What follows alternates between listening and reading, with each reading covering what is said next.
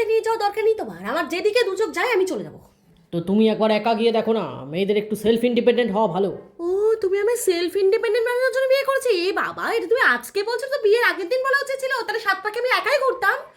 আরে দেখেছো তো, আমি সেভাবে বলিনি, আমি ভাবলাম তোমার একটা নতুন এক্সপিরিয়েন্স হবে তাই জন্য বললাম আর কি। এই শোনো, আমার যদি নতুন এক্সপিরিয়েন্স করতে হতো না, আমি নতুন বিয়ে করে ফেলতাম।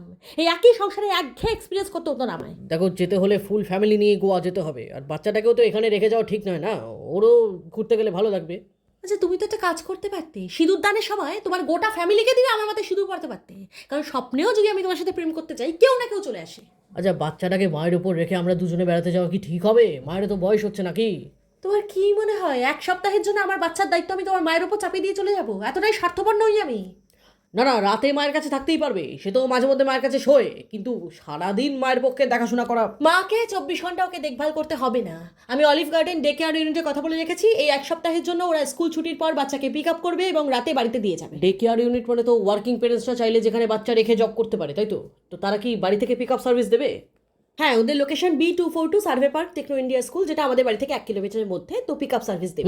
শুনেছি, আমার অনেক অফিস কলিগও বাচ্চা ডে কেয়ার ইউনিটে রেখে যায়। শুধু ডে কেয়ার ইউনিট নয়, অলিভ গার্ডেন একটা প্রি স্কুলও বটে, যেখানে classical dance, abacus, karate, Zumba, western dance এছাড়াও বিভিন্ন অ্যাক্টিভিটিস অ্যান্ড স্কিল ডেভেলপমেন্ট শেখানো হয়।